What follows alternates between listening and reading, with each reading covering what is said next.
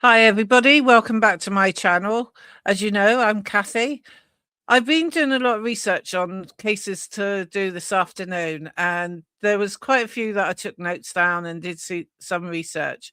And for some reason, Isabella stood out more to me than the others.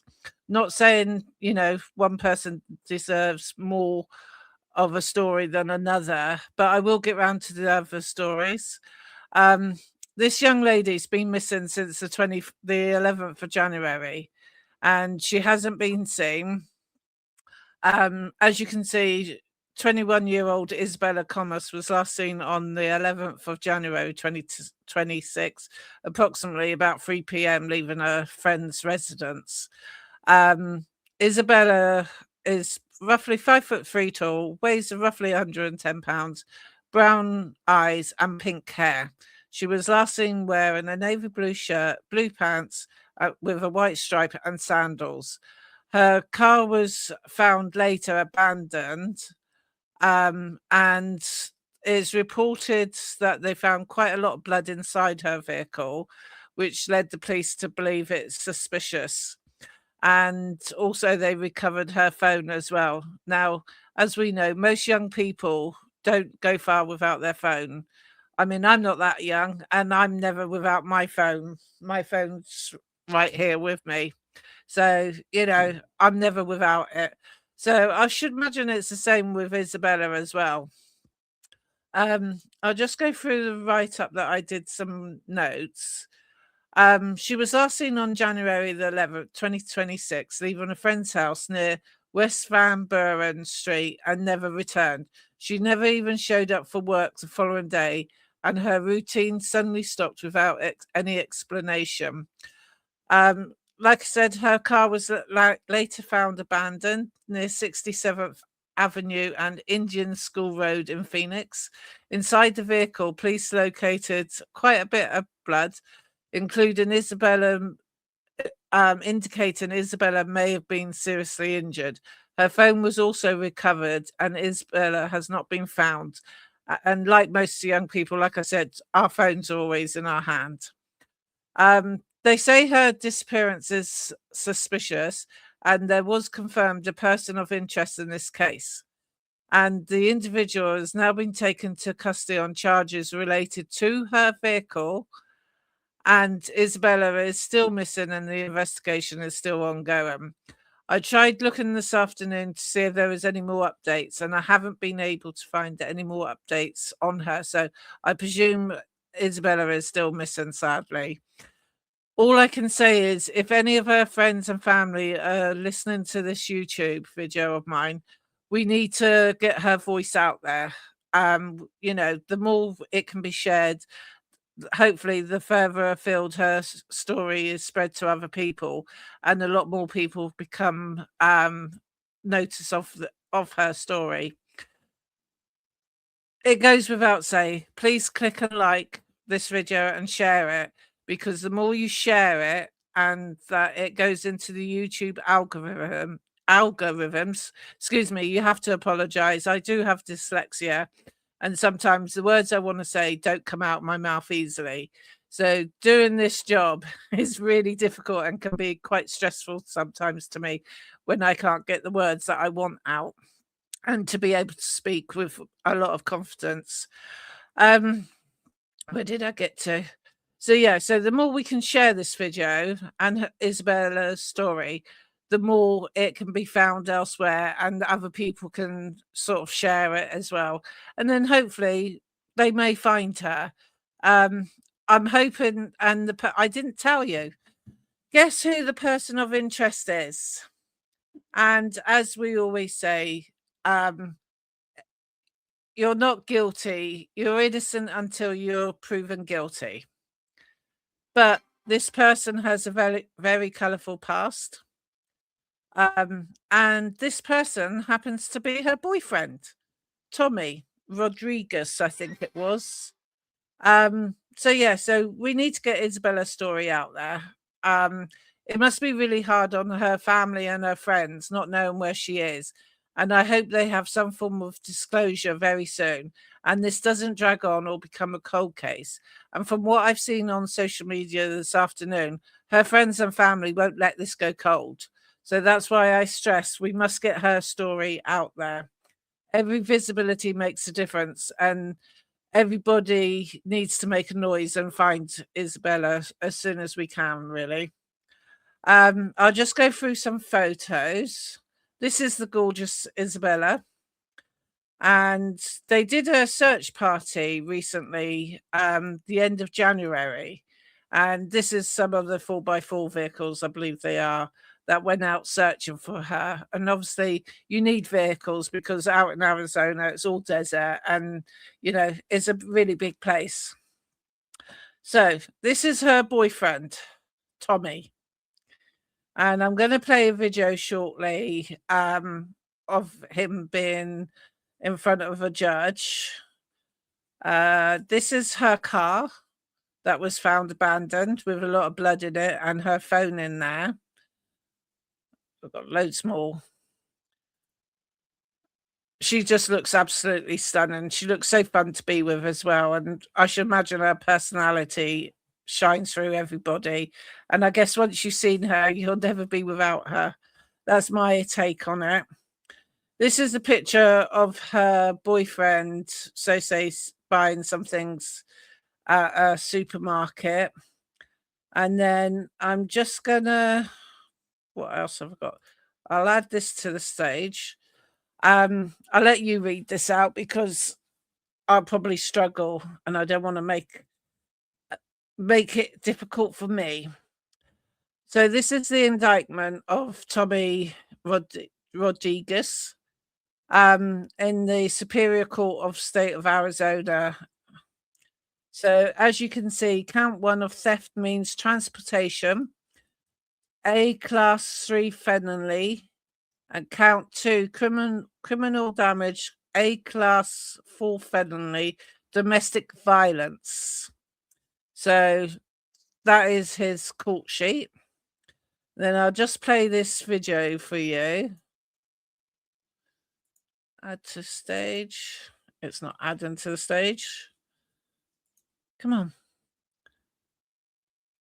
Just bear with me. Technical details. Let me remove this one from the studio. Here we go. I will try and make it bigger screen for you in a minute. Here we go. Let me put the sound up. Thank you. Mr. Rodriguez, we are here today on the Superior Court new case and a probation violation for violating term 1. On your new case, you were arrested on allegations of theft of means of transportation, class 3 felony, and criminal damage, class 5 felony. I will find probable cause, and I am going to appoint you an attorney on both of these cases. I am setting a status conference on January 21st at 8:30, a preliminary hearing on January 23rd at 8:30, and a probation revocation arraignment hearing on January 22nd at 8:30. All of that's going to be in the downtown Superior Court. Ms. Sauer, I did receive the state's recommendation on release conditions. Did you want to be heard on that today? Yes, Your Honor. First of all, there is strong evidence in the Form 4 linking the defendant to the stolen vehicle involved in this case. The state believes he's an extreme flight risk. He is facing significant time in prison for these offenses, given the fact he has 5 prior felony convictions. See what I mean? A colorful past. He has low living expenses, living in his father's garage. He travels out of state frequently on one-way tickets purchased by his employer. And immediately after these offenses occurred, he left the state on a one-way ticket. He also knows that he's the primary investigative lead in another critical investigation and has incentive to flee for that reason as well. So what I'm going to do, the state is recommending that I hold you on a $100,000 cash bond. I'm going to order a $25,000 cash bond on your new case and a $25,000 cash bond on your probation violation. So that's going to be $100,000, secured bond on both cases. That's going to be a $50,000 cash bond, or the secured bond. I keep saying cash, I apologize. May I ask? I am going to order as a part of your release in these cases that you also are supervised by pretrial services and that they install an ankle monitor on you prior to your release. Now, I cannot understand why they let him out. Let me bring up her picture again. I can't understand why they let him out. And, you know, even though he's got ankle tag, they can be cut off. You know, they're not there permanently. They're not they are foolproof. They can be taken off one way or another if you really needed to get an ankle bracelet off. And as you heard, he's living in his father's garage. So the way I look into that is if he's living in his father's garage, his dad doesn't want him in the house. And quite understandable too. So, you know, he's out in the garage, that's his living quarters. And I just hope it's not very comfortable. And I hope his next place, being jail, will be a lot tougher for him. There's also, they started a GoFundMe page. I've got to find it here. Let me see if I can bring it up. Did I save that? No, I didn't save it as a screenshot, so bear with me. I'll just do it this way. Share screen. Hopefully, the more I do this, the better it'll be. Stop screen on that one. And share screen. But we all make mistakes. You know, we're all human. And eventually I will get better at this. So as you can see there is a GoFundMe for Isabella. And the fundraiser is done by Diego Alfrazed, which is her dad. I thought it was friend, sorry. On January 11th, our beloved daughter and sister, Isabella Comas, went missing. Her body has not been recovered, and our family is desperately seeking answers. We are raising funds to support the cost of private investigator to help us to continue the search and uncover critical information that may lead to Isabella and answers surrounding her case, as well as any other needs service. If you have any information about Isabella's disappearance, we ask that you may contact the Avondale Police Department. I don't know why they redacted the telephone number. Or you can report anonymously through silent witness at that address there. And he goes on saying, thank you for helping us to keep Isabella's story alive and for standing with our family during this unimaginable time. Please rest assured that all money donated is going directly to our immediate family. Thank you again. And they wanted 5.5 K, and they've raised just over 1K at the moment, which is pretty good going.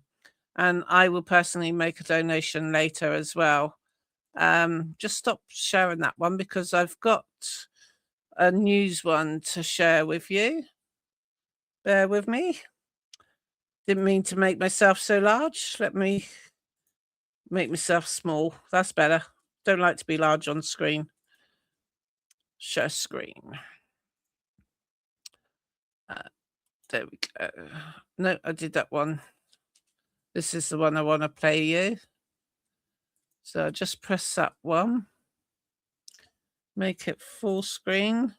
New court documents describe in detail the investigation into Isabella Comas' disappearance. Tonight, the 21-year-old is still missing. ABC 15's Ashley Holden has been following this from the very beginning. Joins us now after reviewing those unsealed documents. These court documents, just unsealed, explain why police believe Isabella Comas is at the very least seriously injured. And we want to warn you, some of these details are disturbing. Tommy Rodriguez, 05-23-1986. I know Tommy Rodriguez, Comas's romantic partner, is charged with stealing and damaging her car. He's behind bars and a person of interest in her disappearance. These new documents say Comas was last seen January 11th, leaving a friend's home in Avondale.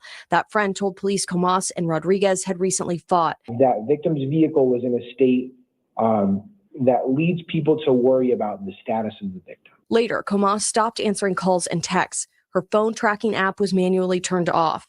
The phone was found at a recycling center. On January 12th, cameras caught what appeared to be Rodriguez driving Comas's car in Globe. When police found the car, it had been badly damaged. The passenger seat was missing, the trunk lining was removed. What appears to be blood stains were found inside. Police also found a tarp, trash bags, and gas canisters, other pieces of evidence found in different locations in the valley. When police asked Rodriguez questions, including where Comas was, police say Rodriguez did not have an answer. He is due back in court Thursday. ABC 15 has asked police if they plan to recommend additional charges. Ashley Holden, ABC 15, Arizona. Yeah, so there we go. Let me just stop showing that. Whoops. Didn't mean to have that one on about Nancy. Yeah, so we need to get her story out there. And the more, it's spread around the internet, the better it is for this young lady. I must admit, I didn't fully hear the last news item and didn't realize that her car was badly damaged as it was. So that rings alarm bells for me. I would have had a look at getting hold of all the court documents, but I know normally when you get hold of unsealed court documents, there's pages and pages. And I wouldn't want to embarrass myself that much by trying to read every single page out. So maybe there's another YouTube creator out there like Jay Scott from Guilty of Crime. Maybe she would love to cover this one because she's a lot more pro at this than I am. And I'm still learning. And with disabilities as well, it can make it very challenging for me. So I'm hoping to gain more confidence as I go on. So that's only one thing I can do. The more I do it, the better you get. I hope. You've always got to have hope. Like I have hope that Isabella is found. And I'm going to make a donation later on after dinner to the GoFundMe page as well, because I believe she needs to be found. We need to find out what's happened to her. And we'll keep following this story. So all I can say is thank you very much for listening to me and putting up with me. If we can share and like this, I would really appreciate it. And it helps the algorithm as well. And I will put it out there that I will keep an update on this young lady and find out what happens. And I'll do a part 2 video of this. So thank you all for watching.